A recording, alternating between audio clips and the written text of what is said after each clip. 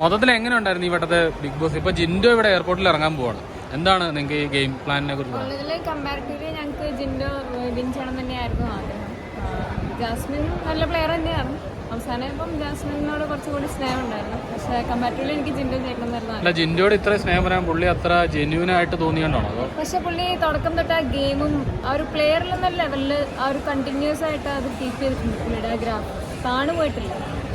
Jasmine ഇടയ്ക്കിടയ്ക്ക് ചില പ്രശ്നങ്ങൾ കാരണം കുറച്ചിങ്ങനെ ഗ്രാഫ് താണുപോയ പോലെ അപ്പോൾ ആ ഒരു കണ്ടിന്യൂസ് ആയിട്ട് ആ ഗ്രാഫ് ജിൻഡോന് മാത്രം. അല്ല, തുടക്കം പോലെ അതെ നമുക്കൊരു ഗെയിം അതൊരു പകുതിയെ ക്യാബ് പോലെ ജിൻഡോ കപ്പടിക്കുന്ന ഒരു പ്രതീക്ഷ വന്നിരുന്നത് ഇല്ല ഉണ്ടായിരുന്നില്ല. കാരണം കുറേ നല്ല പ്ലേയേഴ്സ് ഉണ്ടായിരുന്നു. പക്ഷെ അവർ ഇൻ ബിറ്റ്വീൻ ഔട്ടായി പോയി.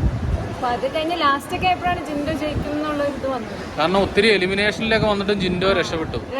പക്ഷെ ജിൻഡോക്ക് പുറത്ത് നല്ല ഫാൻസ് ഉണ്ടായിരുന്നു. അപ്പം രക്ഷപ്പെടും എന്നുള്ളത് ഉണ്ടായിരുന്നു. മൊത്തത്തിൽ ഇപ്പൊ ജിൻഡോ വരാൻ പോണു. ജിൻഡോനെ കാണാൻ വേണ്ടി ഇപ്പൊ എവിടുന്ന് വരുന്ന നിങ്ങള്?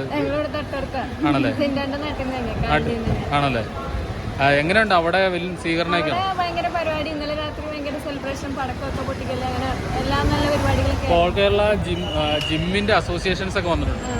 അപ്പൊ അവരൊക്കെ വൻ സ്വീകരണങ്ങളാണ് ഒരുക്കിയിരിക്കുന്നത്. ജിൻഡോ ആശാനാണ്. ഞങ്ങളുടെ കാലിലൊരു ജിമ്മുണ്ട് ജിൻഡോ ആശാൻ. നിങ്ങൾ ജിമ്മിൽ പോകുന്നതാണോ? ഞാൻ ഇപ്പുറത്തെ ജിമ്മിലാണ്. പക്ഷെ എനിക്ക് അറിയാം ജിൻഡോ ആശാൻ ആണല്ലേ. എന്താണ് പറയാനുള്ളത്? പറഞ്ഞു.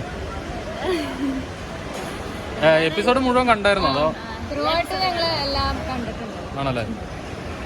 അതുപോലെ തന്നെ ഇന്ന് അങ്കമാലിയിൽ എന്തോ പ്രോഗ്രാം ഏർപ്പെടുത്തിയിട്ടുണ്ടെന്ന്. കൺവെൻഷൻ സെന്ററിൽ പ്രോഗ്രാം. പത്തണി അവിടെയും പോകണമെന്നാണ് ആഗ്രഹം. അല്ല, ഞാൻ ചോദിക്കട്ടെ, ജിൻഡോ അല്ല എങ്കിൽ വേറെ ഏതെങ്കിലും ആൾക്കാരെ നിങ്ങൾക്ക്? ജാസ്മിൻ ജയിച്ചത് നല്ലായിരുന്നു. കാരണം ജാസ്മിൻ ഡിസേർവിംഗ് ആയിരുന്നു. ജാസ്മിന്റെ ആ ലവ് അഫെയറും അങ്ങനെയുള്ള കണ്ടന്റ് ഒക്കെ വന്നതുകൊണ്ടാണോ? ആയിരിക്കാം.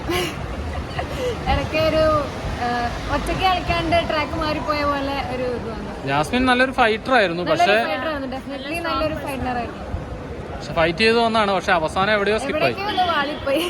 എനിക്ക് തോന്നാ ജിൻഡോനെ പോലെ നല്ല ശക്തമായ ഒരാളുള്ളതുകൊണ്ടായിരിക്കും അല്ലേ? അങ്ങനെ ആവാം. പക്ഷെ എവിടെയൊക്കെ ഒന്ന് ചെറുതായിട്ട് ട്രാക്ക് തെറ്റിപ്പോയി. പക്ഷെ ജാസ്മിൻ ഡെഫിനറ്റ്ലി നല്ലൊരു പ്ലെയർ ആണ്. ഭയങ്കര ഡിസേർവിംഗ് ആണ് ജാസ്മിൻ. പക്ഷെ ഈ ജിൻഡോ ഒത്തിരി മൈൻഡ് ഗെയിമർ ഒന്നും അല്ല. നോർമൽ മനുഷ്യനാണെന്ന് പറഞ്ഞാലും ചില സമയത്ത് ചില ക്ലിപ്പുകളൊക്കെ കാണുമ്പോൾ നമുക്ക് മൈൻഡ് ഗെയിമറായിട്ട് തോന്നും.